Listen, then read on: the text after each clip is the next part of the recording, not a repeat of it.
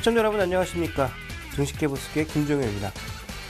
자, 우리 시장뿐만 아니라 최근 이머징 마켓이 굉장히 강해지는 양상이죠. 미국 쪽에서 긍정적인 이슈가 있는 것은 아닙니다만 어쨌든 시장을 뒤흔들 수 있는 정책적인 이슈들도 모두 해결이 된 상황이고요. 또 하나 이제 중요한 것 중에 하나가 달러를 강세로 이끌 수 있는 테이퍼링이 언제쯤 진행되느냐 여부였는데 저는 개인적으로 9월이나 10월 정도에 된다고 봤었는데요. 지금 분위기로 본다면 9월, 10월이 아니라 12월에도 안 될 가능성까지 얘기가 되는 등 전체적으로 시장을 그동안 짓눌렀던 그런 악재들은 서서히 해소되는 듯한 모습입니다. 그렇지만 2000선이 넘어가면서 기관의 매물이 지속되고 있고 외국의 매수 탄력이 줄어드는 가운데 종목별로 실적에 따라서 등락이 엇갈리고 있는 것이 최근 증시이죠. 자, 이 가운데서도 중국 이슈를 포함한 시장을 뒤흔들 수 있는 중요한 이슈들, 그리고 이 가운데서도 신고가 신저가가 나고 있는 종목군들, 전체적으로 2014년을 바라본 리포트의 여러 가지 시황관들을 자세히 살펴보도록 하겠습니다.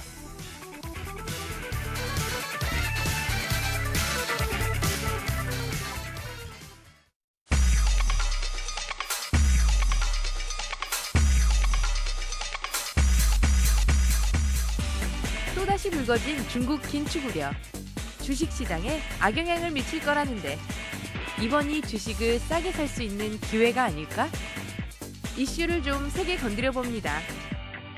요즘 자유여행이 인기라는데 여행을 싸고 간편하게 할 수 있게 만들어준 인터파크. 에이블 CNC는 화장품 가격이 너무 싸서 남는 게 없었던 걸까? 증시를 뜨겁게 혹은 차갑게 만들었던 종목들이 붙어봅니다. 슬슬 시작되는 2014년 증시 전망. 2014년엔 새로운 지수대를 볼 수 있는 걸까? 증권사 리포트 믿어야 할까 버려야 할까? 분석들을 뒤집어 봅니다. 증시 깨부수기 시작합니다.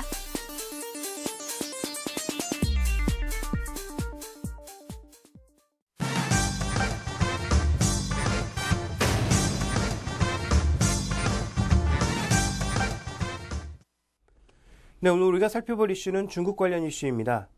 그동안 중국 쪽에서는 경제지표도 조금 개선되는 모습 나타내면서 2200선도 잠시 넘어섰죠. 그러면서 우리 증시에 오히려 도움이 되는 모습이었는데 최근 들어서는 조금 또 달라지고 있습니다. 그 달라지고 있는 결정적인 이유에는 이 중국 정부 그동안 저는 꾸준하게 정책적인 기대를 할 만한 이유가 별로 없다라는 말씀 드렸지만 시장에 이제 중국 전문가들 흔히들 얘기하는 이제 이코노미스트들이라든지 이런 사람들은 중국 쪽의 정책 기대감을 꾸준하게 밝히면서 화학주, 소재주에 대해서 사야 된다 이런 얘기를 꾸준하게 했었는데요.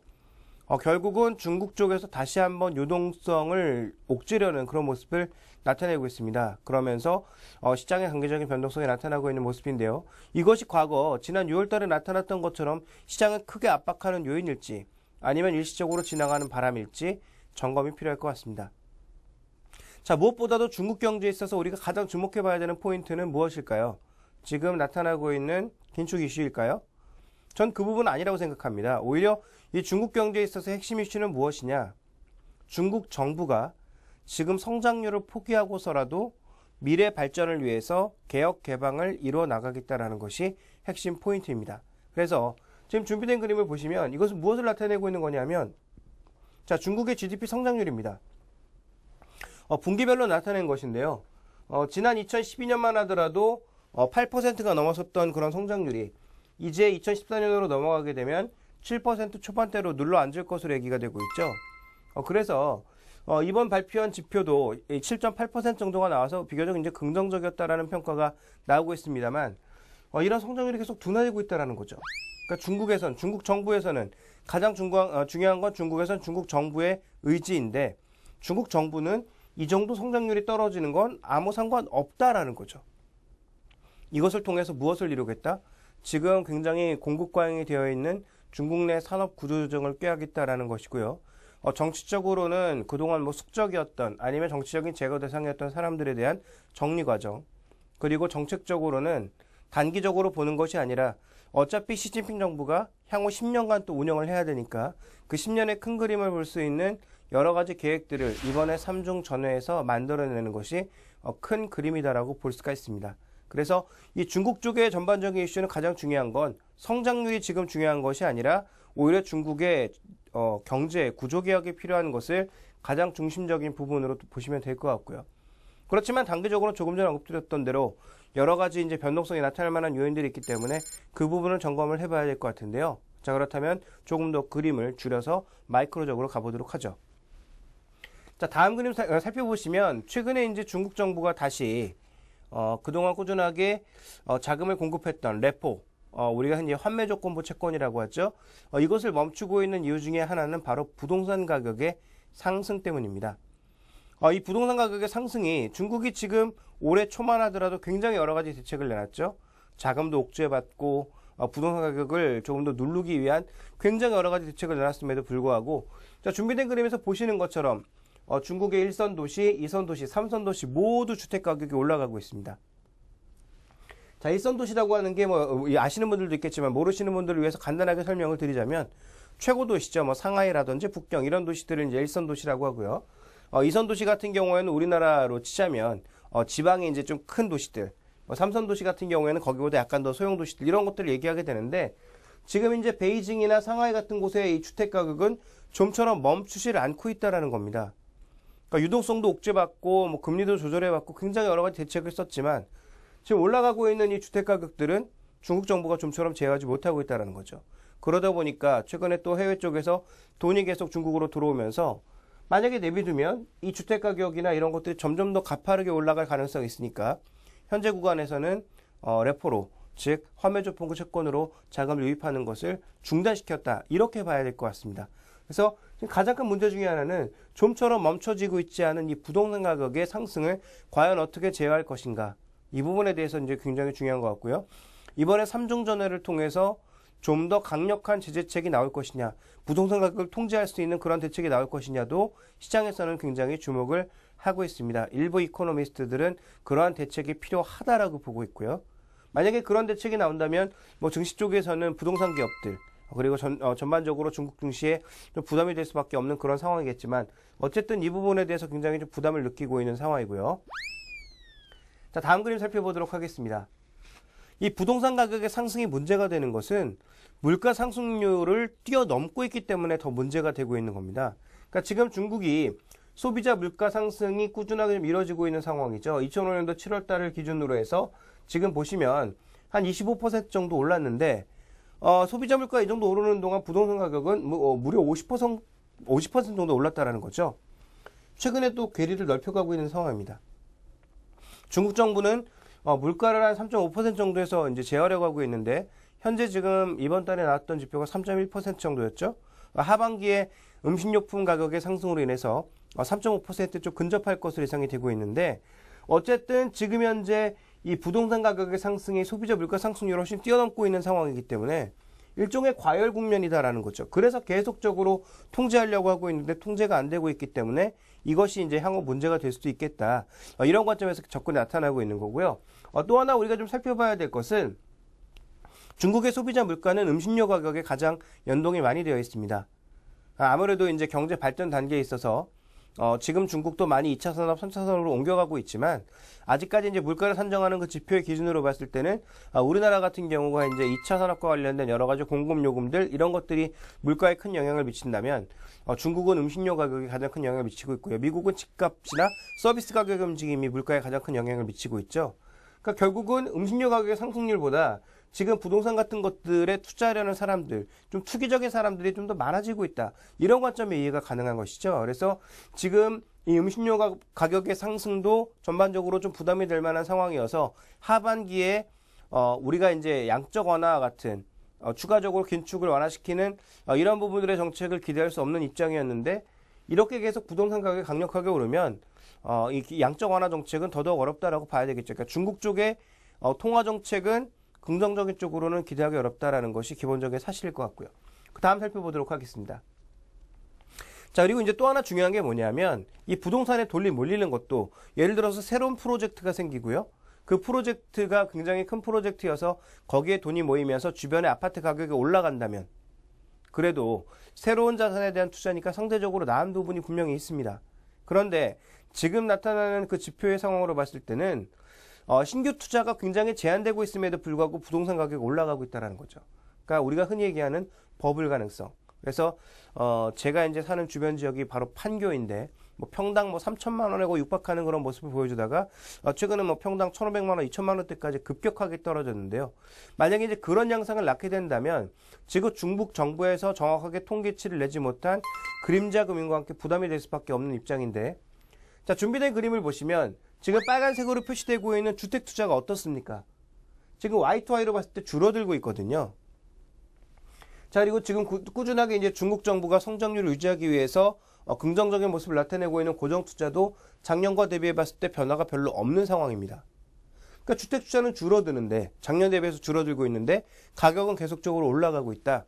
무엇을 의미하는 거냐면 기존의 이제 아파트 가격이 계속 뛰고 있고, 우리나라도 이제 강남을 포함한 몇 개 지역에 버블세븐이라고 해서 상대적으로 이제 상승률이 높은 지역이 있었습니다만, 중국도 마찬가지입니다. 뭐 청와대 지역이라든지 베이징대 지역이라든지 교육군에 굉장히 민감한 모습들을 보여주고 있고, 또 상하이 같은 쪽도 아무래도 이제 구시가지 쪽보다는 신시가지 쪽의 그 부동산 가격 움직임들이 상대적으로 강하게 나타나면서 오르는 지역의 가격이 계속적으로 올라가고 있다는 거죠.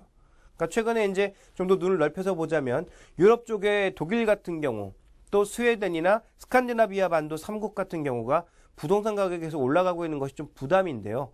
중국도 일선 도시를 중심으로 여전히 부동산 가격의 상승이 멈추지 않고 있어서 부담 요인이 되고 있는 상황이고요. 이것이 내부 자금으로만 이루어지고 있는 상황이 아니라 외부 자금이 들어오면서 중국은 주식시장에 외부 자금, 외국인 자금이 투자할 수 있는 한계가 있기 때문에 이런 자금들이 부동산이라든지 다른 자산으로 뛰어들면서 계속적으로 가격을 끌어올리고 있다는 점이 상당히 부담 요인으로 다가오고 있다, 이렇게 봐야 될 것 같습니다. 자, 그럼 그 다음 그림 살펴볼까요? 다음 그림 보시면 이런 조건이 형성될 수밖에 없는 이유가 있습니다. 왜 과연 외국인 자금들은 중국 시장으로 계속 들어가고 있을까요? 첫 번째로는 우리나라 시장을 설명하면서 제가 이제 달러와 원화 이런 부분에서도 설명을 드렸습니다만, 지금 위안화 같은 경우에도 지금 위안화 선물이 역대 최고치까지 내려가고 있습니다. 즉 위안화의 달러 대비 가치 평가가 역사상 최고 수준까지 계속 내려가고 있는 상황입니다. 그러니까 우리가 흔히 자금의 흐름을 얘기할 때 금리는 낮은 곳에서 높은 곳으로 흐를 수밖에 없고요. 환율도 약세 통화에서 강세 통화로 갈 수밖에 없는 것이 기본적인 흐름이죠. 그것이 이제 캐리의 기본적인 캐리 투자의 기본적인 흐름인데, 지금 중국의 금리가 당연히 미국이나 이런 데보다 높죠. 그리고 통화 같은 경우에도 달러가 최근하게 꾸준하게 약세를 나타내고 있는 가운데 위안화 통화가 계속적으로 강세를 보이면서 지금 여기환문이나 선물 움직임도 계속 강세를 보여주고 있으니까 자금이 기본적으로 달러를 가지고 있기보다는 중국의 위안화로만 바꿔놔도 이익이라는 거죠.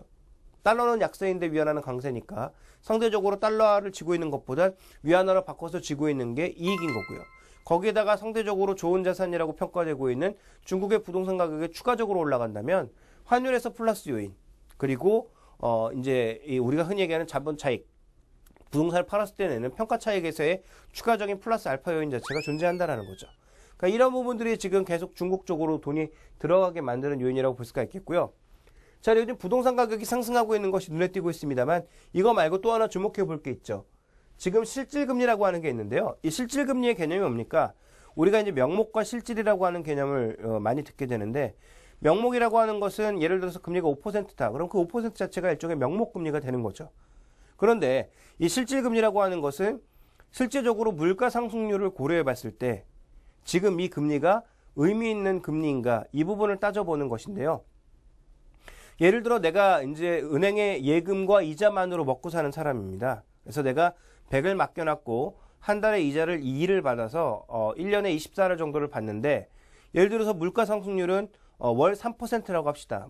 살인적인 물가 상승률이겠지만 어쨌든 그 정도의 물가 상승률이라면 내가 갖고 있는 돈은 실제로 늘어나지만 물가 수준에 비교해 봤을 때는 계속 줄어드는 거죠. 왜냐하면 나는 2씩 늘고 있는데 물가는 3씩 늘어나고 있으니까 한 달에 1씩 매달 손해가 나고 있는 그런 개념입니다. 그래서 이 실질금리라고 하는 것은 물가와 현재 금리 수준을 비교한 것이라고 볼 수가 있겠는데요. 제가 아까 뭐라고 말씀드렸죠?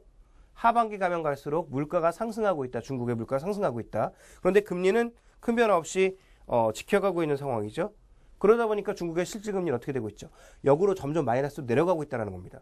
그러니까 누가 은행에 돈을 넣고 싶어 하겠습니까?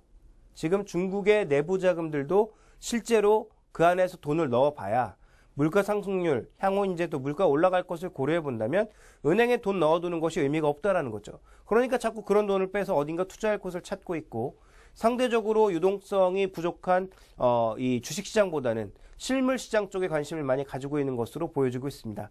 그래서 부동산 쪽으로 계속 돈이 몰리면서 부동산 가격의 상승이 좀처럼 멈춰지지 않고 있는 그런 양상이다. 이렇게 이해를 해볼 수가 있는 거죠. 그러니까 이런 흐름이 나타나다 보니까 가장 큰 문제는 뭐냐? 중국 정부에서는 통제하고 싶은 것들이 제대로 통제되지 않는다라는 그런 특징이 있습니다. 그러다 보니까 아무래도 이 중국의 이제 충격이 이어질 가능성, 이런 부분들에 대해서 우리가 좀 고민이 필요할 것 같습니다. 특히 우리가 이제 6월 달에도 경험이 있었기 때문에 이 부분에 대한 고민이 좀 필요한데요. 다음 그림 살펴보면요. 자, 이 그림이 나오고 있는데, 바로 이제 레포 금리라고 하는 거죠. 은행 간에 이제 주고받는 단기 금리라고 보여지는데요. 이 단기 금리가 6월 달에 얼마나 올랐었냐면 12%까지 올라갔습니다. 어떻게 보면 재정상이 아닌 거죠. 은행들끼리 빌리는 7일간 금리가 10%를 넘어가고 있다.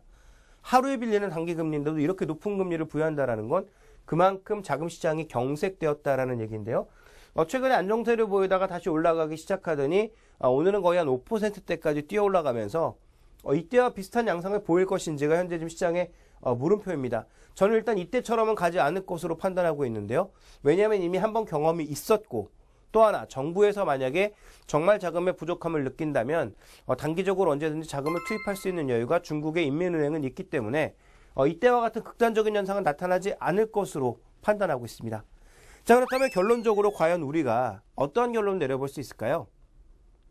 중국의 부동산 가격이 계속적으로 올라가고 있기 때문에 이 올라가고 있는 중국의 부동산 가격과 함께 물가의 상승에 따른 전반적인 정책 그 유연성은 점점 중국은 떨어지고 있다라고 봐야 되겠죠. 그래서 하반기에 뭐 기대하시는 분들도 많이 없었겠습니다만 중국의 정책으로 인한 기대감은 상대적으로 굉장히 낮아질 수밖에 없다라는 점을 염두에 두실 필요가 있을 것 같고요. 6월 달과 같은 그런 극단적인 흐름은 아니겠지만 이 쉬리버 금리가 급격하게 또 상승으로 움직인다면 국내 증시나 중국 홍콩 증시나 대만 증시 이런 쪽에서 상대적으로 영향을 받으면서 좀 민감해질 가능성은 충분히 있다라고 판단하고 있습니다. 그렇다면 그런 민감도에 국내 증시도 연동될 가능성이 있어 보이는데요. 만약에 연동될 경우 추가적으로 조정을 받을 경우 외국인들이 본격적인 매도를 보이면서 우리 시장에 빠져나가는 것이 아니라면 그때는 조정시 매수 관점의 대응이 좀 필요하겠죠.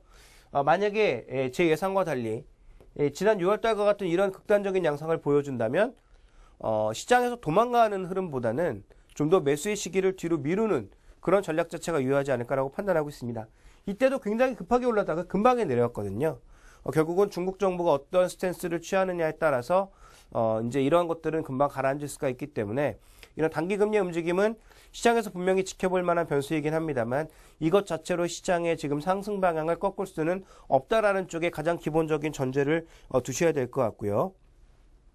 그 다음에 또 하나 이제 중요한 건 뭐냐면 중국 쪽에서의 경제가 돌아서면서 결국은 우리가 과거에 중국주로 많이 꼽았던 경기재, 특히 산업재, 소재 이런 종목군들이 많이 올라가지 않겠느냐 이런 얘기들이 많이 나왔습니다만 실제로 실적 이번에 발표하는 걸 보니까 시덥지 않죠. 시장의 기대치도 못 미치는 종목군들이 굉장히 많고요. 포스코 마찬가지였고 대부분의 이제 화학주들도 마찬가지의 실적 흐름 보여주고 있습니다. 그렇다면 이들 종목에 대해서는 여러 번 언급드렸지만 여전히 트레이딩 관점이라는 거죠. 중국이 지금 좋아지고 있는 것은 몇 가지 산업이 없습니다. IT라든지 뭐 환경 관련주라든지 이런 것들이 시장을 이끌어 나가고 있는 모습이기 때문에 그와 관련된 종목군들의 장기 관점이란 모르겠으나 중국 시장에 또 전반적으로 우리가 과거 이제 그 관련주로 꼽았던 산업재나 수재 관련주만 바라보는 것은 여전히 위험하다라는 거죠. 그렇다면 단기적인 변동성을 감내해낼 수 있을 만한 종목군들은 여전히 여러 번 강조드렸지만 실적 관련주가 될 것이다. 그렇다면 실적 관련주를 중심으로 꾸준한 저가 매수 대응 자체가 아직까지는 유효해 보인다라고 판단해 볼 수가 있겠고요. 중국의 이 유동성 관련 이슈는 아마 시장에 큰 영향을 미치기에는 좀 어려울 것이다. 11월 달 3중 전회가 이루어지게 되면 대부분 금방 정리가 될 것이다. 이렇게 좀 봐야 될 것 같습니다.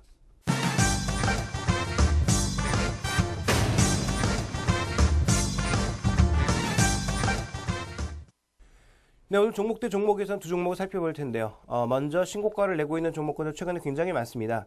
뭐 현대글로비스라든지 인터파크라든지 뭐 다양한 성격의 종목군들이 신고가를 내고 있는데요. 오늘 그 중에서 살펴볼 신고가 종목, 핫 종목은 바로 인터파크입니다. 자, 여러분들 인터파크 모르시는 분들 없죠? 국내에서 인터파크가 가장 먼저 인터넷 쇼핑몰에 장을 열었다라고 평가가 되고 있고요. 또 지금은 물론 팔았습니다만 G마켓이라고 하는 오픈마켓도 가장 먼저 열었기 때문에 어떻게 보면 국내 인터넷 쇼핑의 1인자라고 볼 수 있는 상황입니다. 기존에 뭐 공연이라든지 뭐 가전이라든지 굉장히 다양한 상품들을 취급을 했고요. 최근에는 또 여행과 관련된 여러 가지 상품을 내놓음으로써 상대적으로 실적도 좋아지고 있다. 이런 평가를 받고 있는데요. 자, 그런데 인터파크가 최근에 이제 거의 몇 년 만인가요? 한 뭐 7, 8년 만에 신고가를 내고 있는 그런 국면입니다. 이 신고가 이유에 대해서 우리가 좀 알아볼 필요가 있을 것 같은데요. 먼저 신고가를 내고 있는 이유는 실적이 좋아지기 때문입니다. 가장 먼저 우리가 이제 떠올릴 수 있는 증시의 격언은 실적은 주가의 거울이다라는 말이죠. 그러니까 실적이 좋아진다라는 것은 매출 측면에서 좋아지는 측면도 있고 이익률 측면에서 좋아지는 측면도 있는데 현재 지금 이 회사는 양적인 측면, 매출의 측면에서도 그렇고요. 질적인 측면, 이익률 측면에서도 모두 개선되고 있는 양상입니다. 다만 한 가지 먼저 말씀드려야 될 것은 인터파크라고 하는 회사는 이제는 거의 지주회사 역할을 하고 있죠.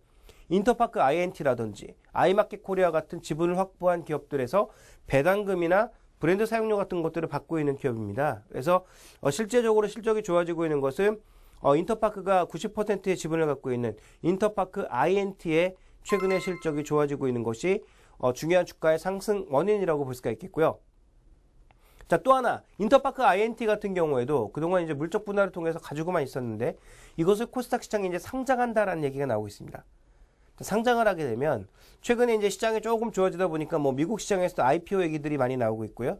알리바바라고 하는 중국의 인터넷 업체를 가지고 뭐 뉴욕에 가네, 런던에 가네 이렇게 싸움이 벌어질 만큼 IPO 시장도 조금씩 이제 입질이 당겨오는 상황입니다. 우리나라에서도 현대 로템이라고 하는 상대적으로 대형주가 이제 IPO가 제기되고 있는 상황이죠.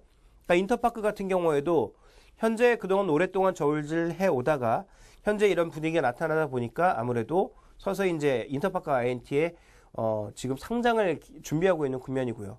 그렇게 된다면 가려져 있던 가치가 모두 또 드러나는 것이기 때문에 이 회사 주가에는 긍정적인 양상을 미친다라고 봐야 될 것 같고요.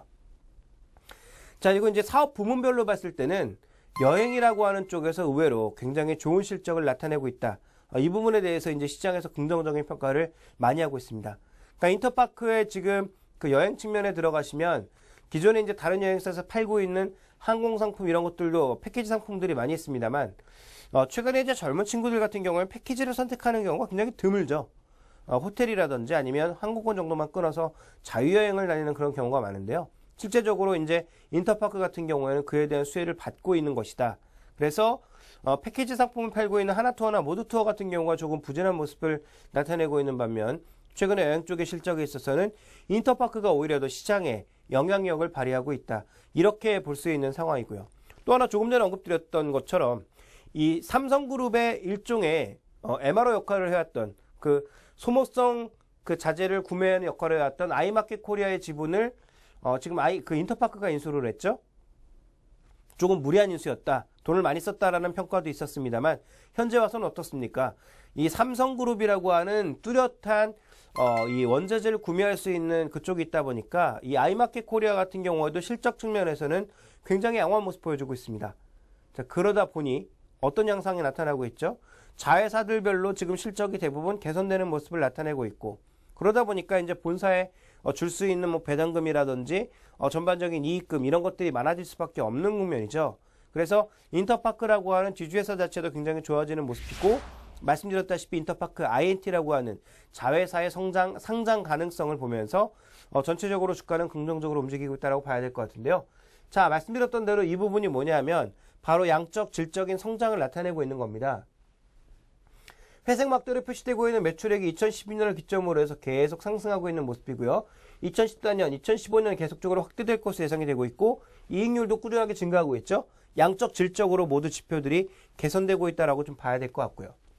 자, 지금 이쪽을 보시면 지금 이 회색으로 좀 옅은 회색으로 표시되고 있는 것이 바로 투어, 관광 부분입니다. 이 관광 부분의 전반적인 매출 비중이 과거에 비해서 점점 확대되고 있다는 것. 이 부분을 살펴봐야 되겠죠. 얼마만큼 과연 이쪽에서 좋아지고 있는지를 좀 더 자세히 살펴보게 되면 다음 그림에 나오게 되는데요. 자, 투어의 전반적인 매출 비중이 해가 가면 갈수록 점점 올라갈 것으로 예상되고 있는 가운데 특히 인터파크에서 발권하고 있는 항공권이 점점 많아지고 있다. 이렇게 볼 수가 있습니다. 저도 뭐 이번에 여행을 다녀오면서 인터파크 쪽에서 발권을 했는데요. 상당히 좀 다양한 그런 항공사의 그 가격대와 함께 여러 가지도 있기 때문에 쉽게 비교해서 살 수 있는 뭐 그런 편리한 점이 있더군요. 물론 다른 항공사에도 비슷한 시스템이 있습니다만 기존의 인터파크 회원들 같은 경우에는 뭐 충분하게 이제 항공권 사는 데는 이쪽을 이용할 만한 가능성도 충분히 있다. 왜냐하면 인터파크 같은 경우도 아무래도 대량 구매가 좀 가능한 그런 상황이고 여행사를 끼지 않더라도 싼 가격에 구매할 수 있는 여러 가지 프로모션 조건들이 존재하고 있는 상황이기 때문에 뭐 여행사를 모두 배제하고 인터파크로 가는 그런 모습은 아니겠지만 전체적으로 인터파크 관련돼서는 앞으로 이 여행 쪽에서 긍정적인 흐름이 계속적으로 나타날 거다. 왜냐하면 지금 다른 여행사들은 꾸준하게 이제 그런 사업들을 해왔기 때문에 추가적인 성장 기대감이 별로 없는 상황이죠. 견조하게 유지되긴 하겠지만. 그런데 인터파크는 이제 막 투어 사업을 시작했기 때문에 성장할 수 있는 그 범위가 크다라는 점에 시장에서는 주목을 좀 하고 있는 것 같습니다. 물론 그 외에도 자회사의 실적 개선이라든지 아까 말씀드렸던 인터파크 INT의 상장 기대감 같은 다른 모멘텀들이 살아있는 것으로 볼 수 있기 때문에 이와 관련된 기대감들이 시장에 반영되고 있는 것으로 이해를 해볼 수 있습니다. 자, 그렇다면 우리가 인터파크를 바라보는 데 있어서 다른 여행사들과 어떤 차이가 있을까? 이 부분에 대해서 간단하게 정리를 하고 넘어가게 되면은요. 언급드렸지만 다른 그 회사 같은 경우, 특히 하나투어나 모두투어 같은 경우에는 패키지가 주력 판매의 상품이라고 보여지죠. 그래서 이 패키지를 판매하는 데 주력하다 보니까 상대적으로 이제 호텔이라든지 항공권 이런 쪽의 수익성 굉장히 낮고 오히려 이제 커미션 쪽의 흐름을 많이 반영을 하게 되는데 인터파크는 조금 다르다 보니까 이와 관련돼서 이제 긍정적인 흐름이 앞으로도 나타날 수 있겠다라는 평가, 그리고 이제 자회사 관련된 여러 가지 부분들에 대한 평가, 이런 것들이 개선이 되고 있고요. 또 하나 중요한 건 뭐냐면 글로벌 트렌드라는 거죠. 지금 글로벌 트렌드 속에서 나타나고 있는 쇼핑 문화의 특징이 뭡니까? 중국의 요우커라고 하는 20, 30대 친구들은 모바일을 이용한 굉장히 많은 소비 행태를 보여주고 있고요. 자, 그리고 국내에서도 마찬가지고요. 해외도 마찬가지입니다. 전반적으로 지금 확대되고 있는 것은 모바일 쇼핑이거든요. 물론 이것이 기존의 오프라인 쇼핑을 잠식할 가능성이 아직까지 그렇게 크지 않다라고 보여지지만 성장 가능성은 무한하다라는 평가가 많이 나오고 있습니다. 자, 그런 관점에서 본다면 인터넷 쇼핑, 모바일 쇼핑에 특화되어 있는 인터파크 같은 경우에는 상대적으로 우리가 유통주들 중에서는 여전히 탑픽으로 좀 삼아볼 수 있지 않겠느냐 이렇게 판단하고 있습니다. 자, 그럼 인터파크에 대해서 결론을 먼저 한번 내볼까요? 결론을 내보면 우리가 어떤 식으로 생각해 볼 수 있냐면 이 종목은 지금 밸류에이션으로 가고 있는 종목은 아닌 것 같습니다. 모멘텀으로 가고 있거든요. 자회사의 상장 기대감, 여행, 이건 아직 좀 확인해 봐야 되는 그런 내용이니까 이 부분을 배제를 하게 되면 인터파크 INT의 상장 기대감과 함께 아이마켓 코리아의 실적이 좋아지는 부분, 이런 부분들 때문에 지금 주가가 올라가고 있는 것인데요. 아직까지 인터파크의 실적도 확인되지 않았고 아이마켓 코리아의 실적도 확인되지 않았습니다. 그렇다면 INT의 이제 상장 기대감만 남아있는 상황이라면 이러한 상장 기대감이 현실화될 때까지는 주가가 그렇게 쉽게 밀리지는 않을 것 같습니다. 모멘텀 투자를 하시는 분들은 현재 구간에서 조금 투자를 하셔야 될 것 같고요. 그리고 장기적인 관점에서 밸류에이션 투자를 하시는 분들은 이 종목에 대한 매력도는 상대적으로 떨어질 수밖에 없다라고 보여지고 있기 때문에 단기적으로는 모멘텀의 현실화되는 시점까지의 짧은 투자 관점을 말씀드리고 싶고, 장기적인 투자를 하신다면 실적 확인 이후에 오히려 좀 더 변동성이 발생한 이후에 이 종목에 대한 다른 분석이 좀 필요하지 않을까 이렇게 판단하고 있습니다. 그러면 이 하나투어하고 모두투어에 굉장히 위협이 되지 않나요, 인터파크가? 그 부분은 조금 다르다라고 생각이 되는데요. 어차피 여기서 지금 팔고 있는 것은 뭐 호텔 항공권 정도이기 때문에 기존의 패키지 상품을 또 인터파크를 이용해서 하나투어나 모두투어에서도 뭐 판매를 할 수가 있겠죠. 그런 관점에서 본다면 이제 서로 영역을 많이 침범하지는 않는다. 다만 이제 하나투어나 모두투어, 뭐 온누리 투어를 비롯한 다른 여행사가 갖고 있던 기존의 에어텔 상품들은 조금 영향을 받을 수가 있겠죠. 그렇지만 어차피 아웃바운드를 주로 하고 있는 하나투어나 모두투어 입장에선 그런 손님들을 뭐 절대적으로 많이 뺏기지 않는 이상 그렇게 큰 영향을 많이 받는다라고 보기 좀 어려울 것 같고요. 그리고 조금 전에도 언급드렸던 것처럼 인터파크의 투어 부분은 이제 막 시작한 양상이기 때문에 이게 이제 다른 회사에 정말 영향력을 발휘할 수 있을 정도의 크기로 커질지는 조금 더 지켜봐야 될 것 같습니다. 그래서 말씀하셨던 것처럼, 질문하셨던 것처럼 부담이 될 만한 요인이긴 하나 아직까지는 좀 더 지켜볼 여지가 있다. 이렇게 판단하고 있습니다. 자, 그러면 오늘의 이제 핫 종목을 살펴봤으니까요. 조금 안 좋은 종목을 점검을 해보도록 하겠습니다.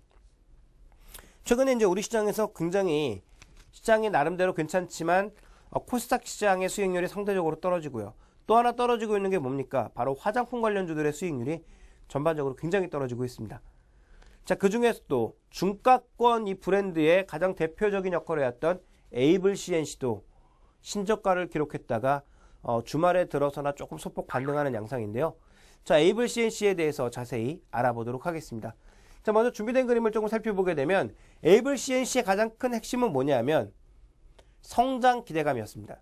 그러니까 이게 뭐 중국 쪽으로의 뭐 성장 기대감 이런 것도 일부 뭐 반영됐다고 보여지지만 실제로 중국 쪽이라기보다는 매장 수가 계속적으로 늘어나면서 이 부분에 관련돼서 시장의 기대감을 굉장히 많이 가졌던 거죠.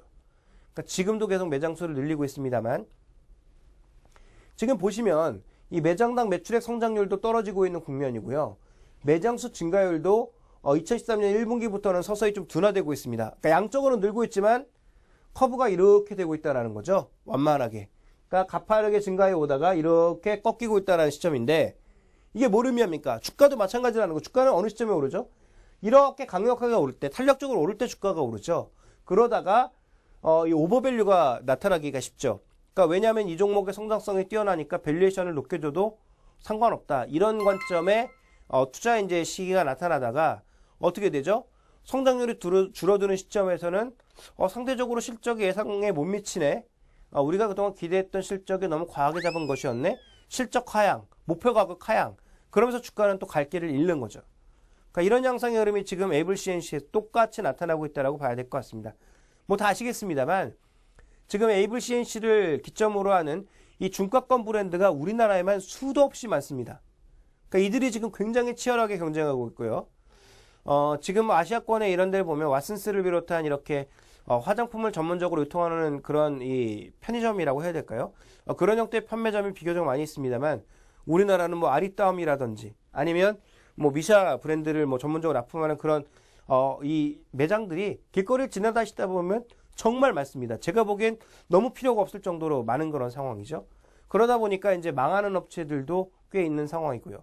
그러다 보니까 이제 그동안 누렸던 이 성장 기대감이 지금은 줄어드는 국면에 놓여 있다라는 점이 이 종목을 바라보는 데 있어서의 핵심 포인트죠. 그래서 불과 한 6개월 전만 하더라도 에이블 CNC에 대해서는 꾸준하게 매수 의견, 매수 이렇게 나오던 것이 최근 들어선 뉴트럴.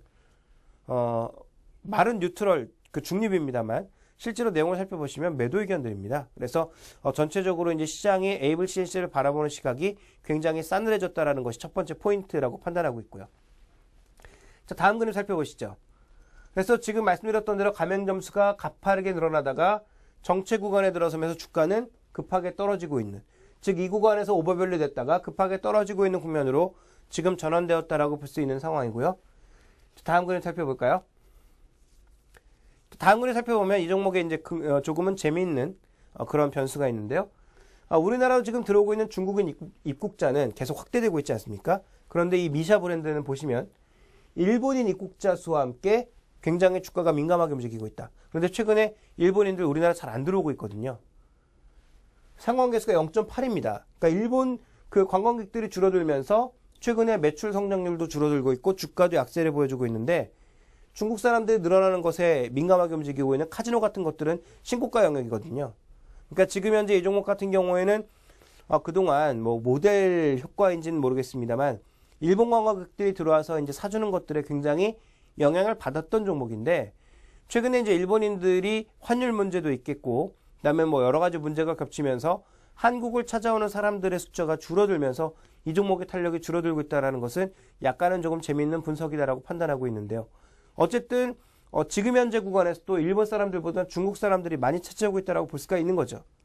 그러니까 이 종목 같은 경우에는 지금 가장 중요한 성장 동력을 조금 잃은 상황이고요. 그럼에도 불구하고 회사에서는 좀처럼 이 매장 수를 늘리려고 하는 그런 의지를 꺾지 않고 있습니다. 올해 내로 800개까지 달성을 하겠다. 이렇게 좀 밝히고 있는 상황이기 때문에 이와 관련된 마케팅 비용이라든지 관련된 고정비가 줄어들 수가 없는 거죠. 그러다 보니까 이제 고정비의 증가에 따른 당연한 매출과 이익은 감소할 수밖에 없는 상황이고요. 그래서 이 종목 같은 경우에는 최근에 이 증권사들의 평가가 어떻게 나오고 있느냐? 굉장히 좀 부정적으로 나오고 있습니다. 아까 말씀드렸죠. 뉴트럴 뭐 이런 의견들이 많이 나오고 있는데 말이 뉴트럴이지 실제로는 매도 의견이다 이렇게 좀 봐야 될 것 같고요. 그런 관점에서 접근해 본다면 이 종목 같은 경우에는 제가 보기에는 전반적으로 이제 성장성이 좀 둔화된 상황, 특히 그동안 기대를 많이 가졌던 중국으로의 진출이 생각만큼 그렇게 잘 이루어지지 않고 있죠. 그래서 이 국내 업체들이 정말 해외 쪽으로 빠르게 진출해서 굉장히 많이 성공할 것처럼 떠들었습니다만 실제로 이제 코스맥스처럼 현지 공장을 만들어서 들어간 업체가 아닌 다음에는 해외 진출은 예상보다 그렇게 쉽지 않고 오히려 한국으로 찾아온 사람들, 해외 관광객들이 소비하는 것들에만 기인하고 있는 그런 모습들이 아직까지 이어지고 있습니다. 그러다 보니까 이렇게 가맹점 수가 줄어든다든지 아니면 특정 국가의 사람들이 줄어들 경우에는 주가에 굉장히 민감하게 영향을 받을 수밖에 없는 거고요. 또 중저가 브랜드가 워낙 많아지다 보니까 서로가 서로를 침범하는 영역이 너무 많아졌다라는 거죠. 그리고 최근에 그 네이버라고 하는 그 사이트에 가끔 보시면 여기서 만드는 브랜드들이 검색어로 굉장히 많이 올라옵니다. 검색어로 올라올 때 뭐 하는지 아시죠? 대부분 엄청나게 세일을 하는 시기에 검색어로 올라옵니다. 그러니까 이들끼리 경쟁이 워낙 치열하다 보니까 제가 보기에는 굉장히 빈도가 높게 최근에 할인 판매들을 많이 하고 있죠. 이것이 또 이제 매출이라든지 이게 분명 영향을 주고 있다. 그래서 이런 마케팅 비용이나 경쟁에 따른 서로의 침식 부분, 이런 부분들이 이제 부담이 되고 있다라고 봐야 될 것 같고요. 고정비가 늘어가고 있는 현재 국면에서 이 종목에 대한 투자 전략은 뭐 결코 지금 주가가 비교적 많이 빠졌음에도 불구하고 긍정적으로 드릴 수는 없을 것 같습니다. 증권사들이 얘기하는 것처럼 저는 뭐 중립이라기보다는 비중 축소 관점에서 좀 말씀드리고 싶고요. 화장품 관련주를 굳이 가져가고 싶으시다면 상대적으로 그나마 나은 LG생활건강이라든지 아니면 장기적인 관점에서 아모레퍼시픽 같은 종목군들을 바라보는 것이 여전히 좀 대안이 아닐까 이렇게 판단하고 있습니다. 근데 중국 관광객들이 그렇게 많이 들어오는데 판매가 잘 안 되고 있나요? 그러니까 이제 브랜드 선호도가 있는 것 같아요. 아까도 이제 그 그림에서 이 그림에서 보셨지만 중국의 입국자 증감률과 이 주가의 관계가 상관계수가 0.5 아래란 말이죠. 그러니까 상관계수가 1이라는 건 거의 똑같이 가고 있다는 얘기인데 0에 가깝다라는 것은 그만큼 중국 관광객들이 미샤 브랜드를 그렇게 선호하지는 않는 것으로 좀 이해해 볼 수 있을 것 같고요. 반대로 오히려 일본인 입국자 수에 좀 민감하게 반응하고 있는 것은 제가 이것은 어디까지나 뭐 저 개인적인 생각이면 전제를 말씀드리는 것이지만 모델이 그동안 보아라든지 이런 사람들이 뭐 많이 썼기 때문에 일본 사람들이 상대적으로 이제 미샤 브랜드를 좀 많이 썼던 것이 아닌가. 그러면서 이제 이런 차이가 존재한 것이 아닌가라고 판단하고 있는 것이고요. 그리고 기본적으로 중국인들도 우리나라 들어왔을 때 기존에 이제 롯데백화점 같은 그런 면세점만 가는 것이 아니라 일종의 좀 짝퉁 면세점이라고 해야 될까요? 이제 그런 쪽도 많이 이용하게 되는데 그런 쪽에 가서도 이제 실제적으로 쓰는 브랜드들이 과거에는 이런 중저가 브랜드들을 많이 썼지만 최근 들어서는 아모레퍼시픽의 이제 고급 브랜드들, 뭐 헤라라든지 이런 브랜드들을 많이 사가는 모습을 보여주고 있고요. 또 정말 백화점으로 가시는 분들은 더 비싼 브랜드들, 해외 명품들을 좀 사가시는 그런 경우가 많기 때문에 이와 관련돼서 이제 아무래도 좀 차이가 존재하는 것이 아닌가. 그래서 중국인들이 늘어나는 것이 반드시 미샤 브랜드를 포함한 이 종목에는 그렇게 큰 도움이 되지 않는다라는 관점으로 이해를 하고 있습니다. 그러면은 어차피 환율이 계속 엔저가 되진 않을 거란 말이죠. 그러니까 엔고가 되면 다시 좋아지지 않을까요? 그게 이제 어느 시점이냐가 이제 문제일 것 같은데요. 엔고가 되기 위해서는 여러 가지 조건이 필요합니다. 먼저 일본 쪽의 그 경제 흐름도 좋아져야 되겠지만, 먼저 가장 중요한 것은 달러가 강세로 돌아서야 되겠죠. 근데 지금 그런 양상이 아무리 빨리 나타나 봐야 지금 시장에서 예상은 내년 2월달 정도가 아닐까라고 판단하고 있기 때문에 그런 관점에서 본다면 이 종목에 대한 매수 시점도 아무래도 좀 뒤로 미뤄야 되지 않을까. 그래서 아직까지는 좀 더 확인할 내용이 많이 남아있고 과거에 비해서 밸류에이션 수준이 굉장히 많이 낮아졌다라고는 하지만 성장 동력이 뚜렷하게 보이지 않는 이상 화장품 관련주들의 전반적인 주가 동향은 제가 보기에는 조금 어려움을 겪지 않을까 이렇게 판단하고 있습니다. 그래서 오늘 이 콜드 종목과 앗 종목 두 종목을 모두 살펴봤는데요. 잠시 후에는 리포트를 살펴보면서 시장에 대한 대응 전략, 특히 2014년도에 대한 시장 전망에 대해서 알아보도록 하겠습니다.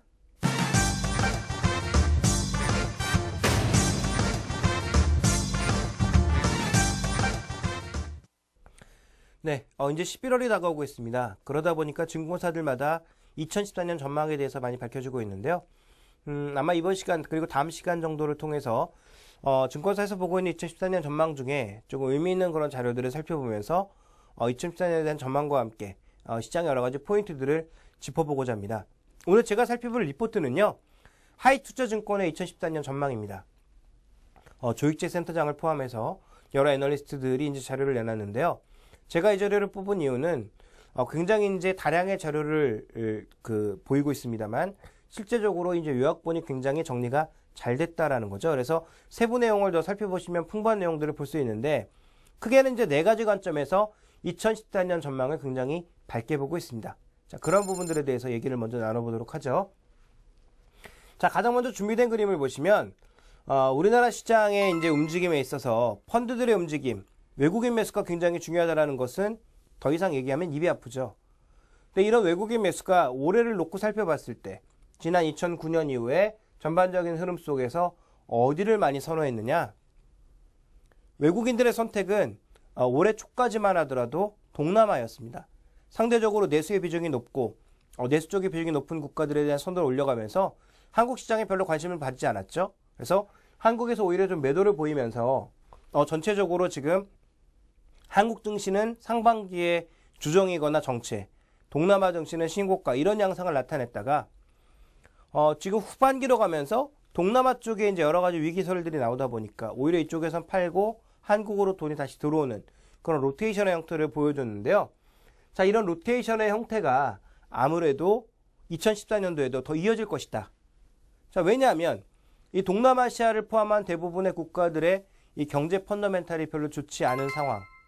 물론 환율이라고 하는 변수도 있겠습니다만 그 여러 가지 펀더멘탈들을 살펴봤을 때 취약한 구조들이 조금 있기 때문에 글로벌 자금들이 유동성이 커질 수 있는 2014년, 특히 테이퍼링이 본격적으로 시작되는 2014년에서는 상대적으로 안전한 국가를 선택할 것이다. 그렇다면 이머징 국가 내에서의 자산 선택은 한국이 되지 않겠느냐라는 판단을 하고 있습니다. 그래서 그동안 이제 상대 강도들을 좀 많이 비교해 봤을 때 한국이 좋았을 때도 있고 동남아 쪽이 좋았을 때도 있는데요.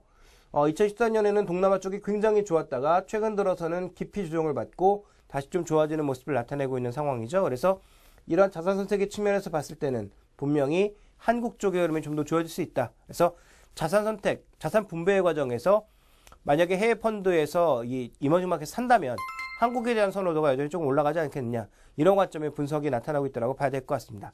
첫 번째 포인트가 이제 자산 배분 측면에서의 움직임이었고요. 다음 그래 살펴보시면 이제 두 번째 이유가 나오게 되는데요. 두 번째는 수출이라는 겁니다. 그래서 여러 가지 수출 지표를 봤을 때 코스피가 지금 정체되고 있는 것은 우리나라 수출이 정체되고 있기 때문인데요. 9월 지표를 설명하면서 한번 설명을 드렸던 것 같은데 일평균 수출액이 장기간 보였던 박스권을 상단으로 뚫었죠. 그러니까 일평균 수출이라고 하는 게 뭡니까? 결국은 수출액 전체를 우리나라 일한 날짜로 나눈 것이라고 볼 수가 있겠는데 이게 좀 늘어나고 있다는 것은 또 기존의 박스권을 탈출했다는 것은 지금 박스권을 보여주고 있는 코스피 흐름과 거의 맥락이 닿아 있는 상황이죠. 그런데 2014년 이후에도 결국은 기업이익은 좋아지면서 수출도 늘어날 것으로 현재 대부분의 증권사들은 예측을 하고 있고 하이투자증권도 마찬가지의 예측을 하고 있습니다. 그렇게 본다면 결국은 우리 시장은 올라갈 수밖에 없다. 즉 2014년에도 수출 개선을 통해서 전반적으로 경제는 좋아질 것이다 라고 많이 예측을 하고 있습니다. 세부 항목별로 살펴봤을 때 업종별로 보면 IT 쪽, 자동차 쪽은 견조할 것으로 예상을 하고 있고요. 무엇보다 이제 경기 민감주 중에서 화학이라든지 조선이라든지 이런 쪽의 개선을 통해서 2014년도에는 기업이익의 예상이 굉장히 좋아질 것이다. 이렇게 예측하고 있는 거죠. 상반기에 빠르게 좋아지고 하반기에는 조금 줄어드는 그런 모습을 보일 것이다라는 예측을 지금 하이투자증권 쪽에서는 하고 있습니다. 물론 세부 업종별로는 좀 차이가 존재하고 있습니다만 전체적으로는 좋아지는 이유는 우리나라의 지금 수출 비중의 가장 큰 나라는 중국, 그 다음에 이제 미국, 일본, 동남아시아, 아세안 국가들 이런 순서로 이제 쭉 나열이 되게 되는데요. 중국은 나쁘지 않다 정도로만 이해를 하면 될 것 같고요.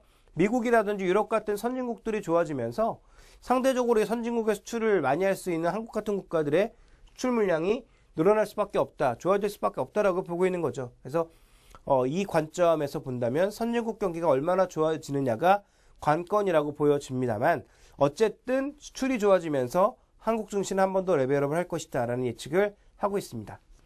자, 세 번째 흐름을 살펴볼까요? 다음 그림 살펴보시면 환율 쪽의 움직임입니다. 그동안 여러분들도 아시겠지만 1998년도에 그 끔찍했던 IMF 시기에 여러분들이 뭐 어떤 생각을 하시는지 모르겠습니다만 그때 이제 20, 200, 그다음에 뭐 2000 이런 얘기들이 많이 나왔죠. 환율은 1달러당 2,000원, 종합주가지수는 200포인트, 금리는 20%.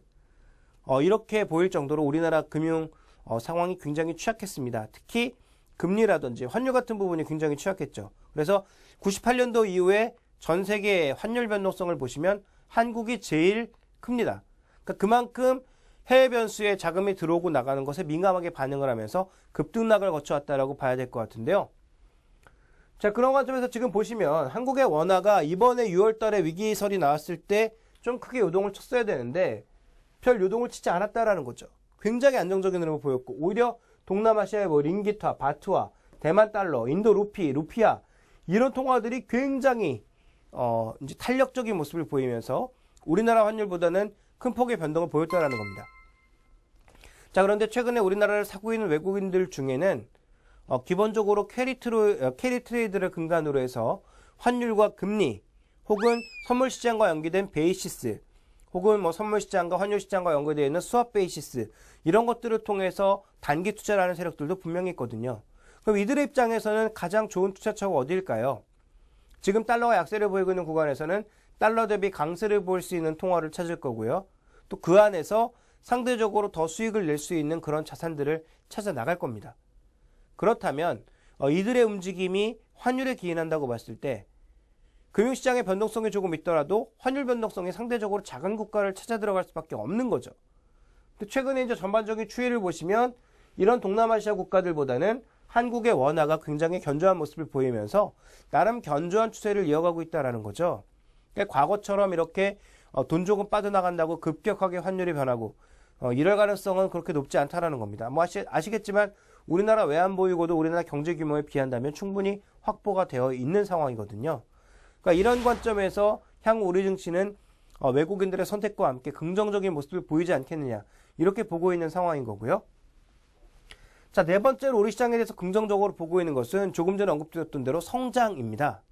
그래서 실질 GDP 성장도 지금 뭐 예측치가 조금씩 다르게 나오고 있습니다만 내년도에 긍정적으로 보고 있는 쪽에서는 4%를 넘어갈 것으로, 그다음에 조금 부정적으로 보더라도 올해 2% 성장에서 벗어나서 3% 넘어설 것으로 예상을 하고 있고요. 기업이익의 증가율도 전망치 기준으로 본다면 내년도에는 좀 많이 개선될 것으로 현재 예상을 하고 있고, 그다음에 경기선행지수 순환변동치, 그다음에 MSCI 코리아 12개월 포워딩 PR도 현재 구간에서 굉장히 낮은 수준에 놓여있기 때문에 자, 이 회사의 결론은 뭐냐, 하이투자증권 결론은 뭐냐면 이런 여러 네 가지 상황들을 살펴봤을 때 코스피 지수는 2300까지는 간다. 뭐 조정을 받는다고 하더라도 1800 아래로 내려갈 가능성은 그렇게 높지 않다라고 판단을 하고 있고요. 굳이 이제 흐름을 나누자면 상반기가 더 좋고 하반기엔 탄력을 조금 둔화시키는 모습을 보일 가능성. 왜냐하면 이제 하반기로 가면 갈수록 뭐 테이퍼링이라든지 이런 이슈들이 시장을 장악할 가능성이 있기 때문에 이런 부분들에 대한 부담감을 느끼면서 상반기에 이제 비교적 좋은 모습을 나타낼 가능성을 언급을 하고 있는 것 같습니다. 자, 이렇게 본다면 전체적으로 우리 이제 걱정할 게 하나도 없겠네요. 지수도 2340까지 뭐 갈 거고요. 그다음에 시장도 좋아지니까 별로 걱정할 내용이 없어 보입니다만, 자, 여기서 우리가 몇 가지 내용을 좀 꺾어볼 필요가 있을 것 같습니다. 전반적으로 굉장히 긍정적인 얘기만 하고 있는데요. 가장 먼저 우리가 좀 지적해 볼 것은 바로 이제 이 수출이라고 하는 부분에 대해서 우리가 좀 얘기를 해볼 필요가 있을 것 같은데요. 자, 이 수출 같은 경우 우리가 좀 살펴봐야 될 것은 지금 수출이 전 산업이 다 좋아지고 있는 걸까요? 물론 이 회사의 리포트에서도 분명히 지적하고 있습니다. 그동안 견조했던 IT와 자동차를 제외한 뭐 이제 경기재라고 하는 산업재나 소재 쪽에서 굉장히 좀 부진한 모습을 겪었고 앞으로도 좀 나아지긴 하지만 과거처럼 영광을 보일 가능성은 별로 없다라는 쪽으로 이제 얘기를 하고 있는 것 같은데 제가 보기에도 그렇습니다. 여전히 수출 쪽에서 이 특정 업종들이 이끌어 나가고 있는 흐름은 쉽게 바뀌지 않을 거다라고 봐야 될 것 같고요. 또 하나 이제 중요한 건 뭐냐면 지역별로의 흐름이라는 거죠. 자, 지역별 흐름 속에서 지금 우리나라가 좋아 보이는 쪽이 미국하고 중국이 조금 개선되고 있는 모습이고요. 유럽 정도가 나아지고 있는 모습이고, 일본 쪽으로는 적자가 점점 확대되고 있는 양상. 중동 쪽도 여전히 좋지 않고요. 그다음에 이제 아세안 국가도 최근에 이제 경기 여러 가지 변동성이 나타나면서 별로 좋지가 않습니다. 그렇게 본다면 우리가 지역별로 세분해 봤을 때도 좋아지는 쪽도 분명히 있고 선진국 쪽이 좋아지지만 문제는 뭐냐면 우리가 중국의 비중을 많이 늘려놨죠. 그리고 중국이 최근에 동남아시아 쪽으로 굉장히 많이 수출하고 있기 때문에 동남아의 경기가 생각보다 별로 좋지 않으면 의외로 수출 물량의 증가가 제한적일 수 있다는 거죠. 그래서 과거처럼 미국과 유럽만 바라보고 있는 한국의 시장이 아니라는 점을 우리가 눈여겨 살펴봐야 될 것 같습니다. 그래서 제가 보기엔 이 리포트에서 지적하고 있는 것이 대부분 맞지만 우리가 이 부분은 분명히 주의를 해봐야 되겠다. 중국이 내년도에도 경제성장률 전망치를 낮추면서 조금은 유보적인 형태의 경기 흐름을 가져가고 동남아시아 국가가 위기에 빠지진 않지만 환율의 변동성이라든지 경상수지 적자로 인해서 굉장히 보수적인 그런 정책을 핀다면 그리고 내수를 키우기 위한 그런 노력들, 자국 산업들, 로컬 기업들을 키우기 위한 노력들을 한다면 한국 기업들의 기회는 조금 줄어들 가능성을 배제할 수 없다라는 겁니다. 또 하나 중요한 것은 미국이나 유럽 같은 선진국들 같은 경우에도 자국 기업들의 이 영향력을 확대하려는 의지들을 많이 보여주고 있죠. 대표적으로 IT나 자동차 쪽에서 계속 한국을 공격하려는 그런 해외 언론들의 시도가 나타나고 있는 상황이고요. 뭐 하나 이제 물거리만 나타나면 한국 제품들을 좀 폄하하려는 그런 시도들. 대표적으로 갤럭시 기어나 아니면 갤럭시 S4, 갤럭시 노트 3 같은 제품들이 나왔을 때 해외 언론들의 평가, 특히 미국 언론들의 평가는 굉장히 좋지 않았습니다. 물론 그거 이제 시장 반응에 대해서는 또 다른 얘기를 할 수 있겠습니다만 어쨌든 이런 부분들에 대해서 점검을 해봐야 될 것 같고요. 그다음에 미국의 자동차, 유럽 쪽에서도 한국의 자동차를 보는 시각이 그렇게 바람직하지는 않다라는 거죠. 그래서 이런 여러 가지 요인들을 고려해 본다면 수출 쪽에서 과연 기대만큼 좋아질까에 대해서는 올해 좀 더 고민이 필요하다. 특히 중국과 동남아시아 지역의 상대적인 성장률 위축에 따른 이 마이너스 효과가 미국과 유럽에 좋아지는 부분을 어떻게 상쇄해 나갈 것인지는 앞으로 분명히 확인이 필요하다라는 판단을 하고 있습니다. 그래서 지역별로의 다른 부분들에 대해서 업종별로 또 다른 부분들에 대해서는 분명히 점검이 필요할 것 같고요. 최근에 그나마 동남아 수출이 좋은 것은 저번에도 한번 설명시켜 드렸습니다만 베트남 쪽으로 증가하고 있는 IT 수출이 증가하고 있기 때문에 그나마 동남아가 전체적으로 좋아 보이는데 나머지 국가들은 최근에 빠른 속도로 빠지고 있다는 점을 분명히 염두에 두시기 바랍니다. 그다음에 두 번째 살펴봐야 될 것은요. 원화 변동성입니다. 지금 아까 이제 제가 설명을 드릴 때 원화의 변동성은 상대적으로 안정적이었다. 이 부분을 말씀드렸는데요. 왜 안정적이었을까요? 여러 가지 원인이 있겠죠. 뭐 충분한 외환 보유고도 있고 우리나라 이제 달러 수급에 있어서 경상수지 쪽으로 계속 플러스가 나다 보니까 상대적으로 이제 원화는 안정적일 수밖에 없는 그런 상황인데 문제는 뭐냐면 현재 이것을 리드해 나가고 있는 것이 외국인이라는 거죠. 그러니까 외국인들이 원화에 대한 시각이 바뀐다든지 아니면 돈을 본국으로 가져갈 수밖에 없는 그런 상황들이 나타나게 된다면 과연 우리나라 환율이 안정적으로 흘러갈 수 있을까요? 제가 보기엔 그때는 과거처럼 롤러코스터를 타진 않겠지만 뭐 1,000원에서 2,000원 가고 2,000원에서 1,500원 가는 그런 롤러코스터의 가능성은 거의 없다라고 보여지지만 그런 롤러코스터는 타지 않더라도 최근에 보였던 1,150원권에서 1,000원권의 탄력적인 모습은 언제든지 나타날 수 있지 않겠느냐 이렇게 좀 보고 있습니다. 결국 이 환율이 아까 이제 하이투자증권의 얘기로만 본다면 우리나라 원화가 안정적이기 때문에 외국인 자금이 들어올 수 있고 경제도 안정적인 게 아니냐라는 그런 시각을 가지고 있습니다만 그것을 주도하고 있는 것이 외국인이고 외국인들의 흐름만 바뀐다면 그것은 언제든지 뒤집어질 수 있는 상황이기 때문에 결국은 그것만 믿고 있다가는 조금 부족할 수 있다는 거죠. 그러니까 이 리포트의 전반적인 내용을 저는 대부분 공감하고 있습니다만 두 가지 부분. 첫 번째, 수출 측면에서의 상대적으로 부진할 가능성, 즉 플러스 요인만 볼 것이 아니라 상대적으로 나타날 수 있는 마이너스 요인들을 어떻게 메꿔 나갈 것인지 또 업종별로 나타나고 있는 그런 차이는 내년에도 이어지지 않을까에 대한 고민은 분명히 필요하다고 판단하고 있고요. 두 번째로는 방금 말씀드렸다시피 지금 원화의 변동성은 우리가 주도할 수 있는 상황이 아닙니다. 물론 국가가 개입해서 속도를 조절할 수는 있겠죠. 근데 방향을 바꾸지 못한다는 거죠. 노무현 정부 때도 참여정부 때도 얼마나 많은 외평채를 발행을 해서 환율을 방어하기 위해서 노력을 했습니까? 그런데 방어가 됐을까요? 이명박 정부 때도 마찬가지죠. 강만수가 낙마한 이유가 뭡니까? 강만수 장관이 낙마한 이유 중에 하나도 결국 환율 방어를 위해서 했다가 낙마를 해버렸죠. 왜냐하면 그게 이제 시장의 뜻대로 되진 않으니까요. 결국은 지금 뭐 한국은행 쪽에서도 뭐 여러 가지 립 서비스를 통해서 좀 더 방어하려는 그런 의지, 1,050원 아래쪽으로는 허용하지 않으려는 그런 의지를 보여주고 있습니다만 시장이 그쪽으로 몰고 가면 어쩔 수 없이 받아들이게 됩니다. 다만 내려가는 속도를 조절할 수 있다는 측면 정도로만 우리가 생각해 볼 수 있는 거죠. 그래서 지금 환율을 움직이는 주체는 한국이 아니라 현재 해외 쪽이기 때문에 외국인들의 시각이 변한다면 외환 변동성은 언제든지 커질 수 있다는 것이고요. 결국 닭이 먼저냐 달걀이 먼저냐 얘기인데요. 외환 변동성이 커지게 되면 외국인들이 변할 가능성, 외국인들이 변해서 외환 변동성이 커질 가능성도 있지만 외환 변동성이 자연스럽게 커지면 외국인들이 우리 시장에서 좀 빠져나가거나 자산 선택을 주식에서 채권으로 혹은 그냥 외환 형태로 다시 바꾸는 그런 모습을 보일 가능성도 있다는 측면을 분명히 아셔야 된다는 거죠. 그래서 자, 오늘의 리포트 뒤집기에서 살펴볼 만한 내용은 굉장히 긍정적이기만 한 이 증권사의 2014년 전망 속에서 우리가 한 번 정도는 짚고 넘어갈 만한 그런 내용들을 말씀드렸습니다. 그래서 긍정적으로 보고 있는 수출과 외환 변동성 이 두 가지에 대해서는 우리가 조금 고민이 필요하겠다. 그래서 너무 안심만 하고 있다라기보다는 시장에 대한 대응 전략은 여전히 조정시 매수 관점으로 봐야 될 것 같고요. 그리고 종목들은 여전히 실적이 좋은 종목군들로 압축해 나가는 것이 바람직하지 않겠는가.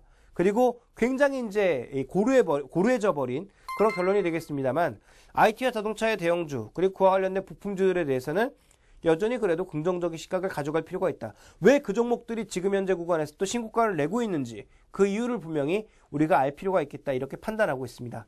그래서 그동안 소외되었던 소재 쪽 종목군들, 산업재 종목군들 언제든지 순환매가 돌 수 있을 것이라고 판단하고 있습니다만 말 그대로 그 종목들은 순환매라는 점을 여전히 이해한 상태에서 접근이 필요할 것 같고요.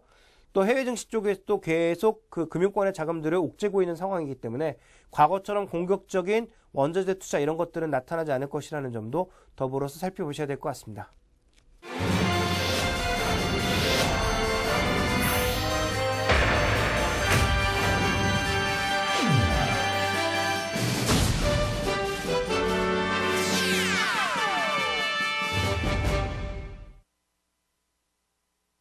네, 오늘도 1시간가량 여러분들과 종목 얘기, 이슈 얘기, 그리고 시장 얘기를 나눠봤습니다. 제가 좀 감기에 걸린 관계로 오늘 그렇게 좋은 목소리로 여러분들께 설명을 드리지 못해서 죄송스러운 마음이 있는데요. 지금 잘 이해해 주시길 바라겠고요. 시장의 흐름은 전반적으로 나쁘지 않아 보입니다만 여전히 종목 선택에 따라서 수익률 격차는 크게 날 수밖에 없는 시장 흐름입니다. 그래서 지금의 선택은 여전히 외국인을 중심으로 그리고 외국인들이 선택하고 있는 그 논리를 중심으로 대응해 나가시는 것이 아직까지는 가장 유리해 보인다라는 결론을 다시 한번 말씀드리면서 오늘 이 시간 여기까지 하고자 합니다. 감사합니다.